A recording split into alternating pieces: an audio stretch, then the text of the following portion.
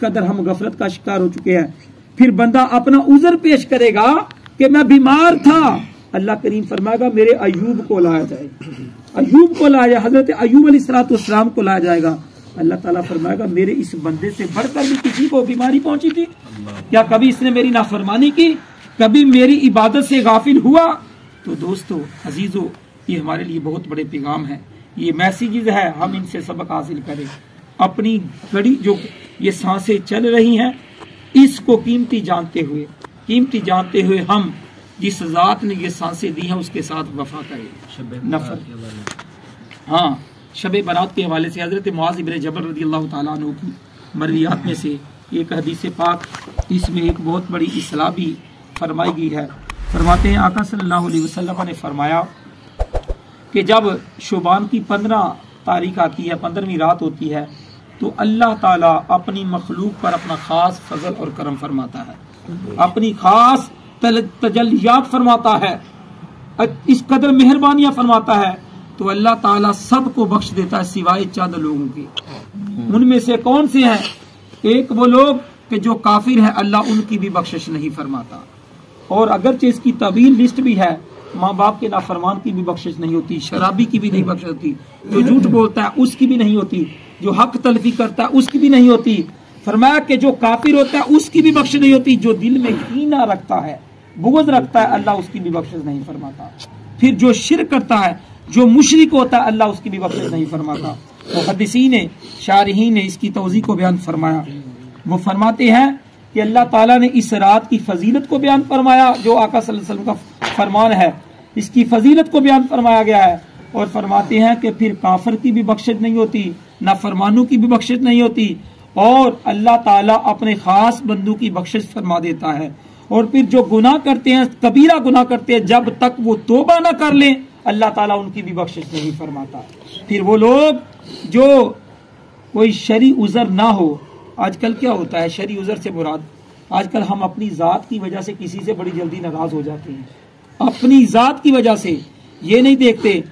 کہ نبی پاک صلی اللہ علیہ وسلم نے ہمیں ناراضگی کا معیار بھی بتایا ہے، کسی سے ناراض ہوئیں تو کس وجہ سے، اللہ اور اس کے رسول کی رضا کے لیے۔ جو شریعت کی حدود کو پامال کرنے والا ہے، توڑنے والا ہے، اگرچہ بھائی ہے یا باپ ہے یا ماں ہے، کوئی بھی ہے، جو شریعت کی دھجیاں اڑانے والا ہے، اس سے ناراض ہوا جائے تو یہ ناراضگی اللہ اور اس کے رسول کی رضا کے لیے ہوتی ہے۔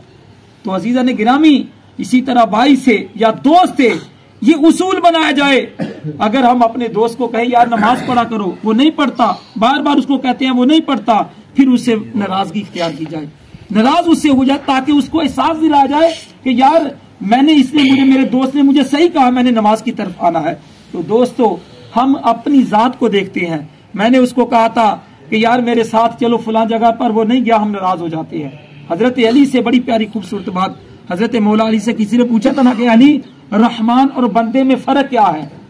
اتنا خوبصورت ایک جملے میں حضرت علی رضی اللہ تعالی عنہ نے خوبصورت امت مسلمہ کی اصلاح بھی فرما دی۔ فرماتے ہیں کہ بندہ وہ ہوتا ہے اگر کسی کے کوئی 99 بار جس کو ہم کہتے ہیں کام آیا ہو، تو ایک بار مجبوری کی وجہ سے بندہ اس کی امیدوں پر پورا نہ اتر سکا ہو، تو وہ کہتا کہ تو ہے چنگا ہی نہیں، تو کدے میری گالی نہیں منی۔ تو رحمان تو وہ ہے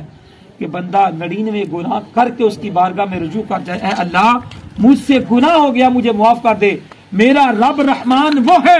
کہ جو بندے کے 99 گناہوں کو مٹا کر اللہ تعالیٰ اس کی بخشش فرما کر اس کو جنت عطا فرما دیتا ہے۔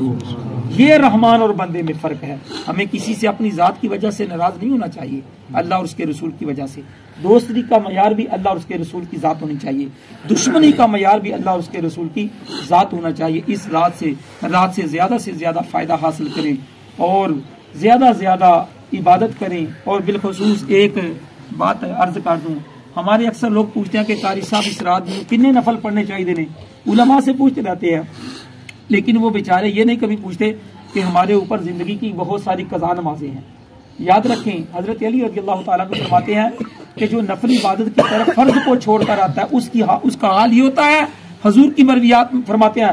فرمان میں سے فرماتے ہیں کہ جیسے ایک عورت ہے پورے 9 ماہ اپنے پیٹ میں حمل اٹھا کر چلتی ہے، اور جب آخری ایام آتے ہیں وہ اس کو گرا دیتی ہے، ضائع کر دیتی ہے، جو نفل کی طرف آتا ہے فرض کو چھوڑ کر، اس کا یہ حال ہوتا ہے۔ کہ یعنی کہ بچہ ضائع ہو گیا، کوئی فائدہ نہ ہوا، تو اس کو صرف نفل پڑھنے والے کو فرض کو چھوڑ کر واجب کو چھوڑ کر جو نفل کی طرف رجوع کرتا ہے تو اس کو بھی کوئی فائدہ نہیں ہوتا۔ بہتر یہ ہے اس رات میں ہم اپنی قضا نمازوں کو دیکھیں، اور قضا نمازوں کا حساب بھی ہم نے دینا ہے، جتنی زیادہ کوشش کی جائے جب وقت ملے اپنی قضا نمازوں کو دہرایا جائے، ان کو ادا کیا جائے۔ اللہ پاک اس رات کی برکتوں سے ہم کو مستفیض ہونے کی توفیق عطا فرمائے۔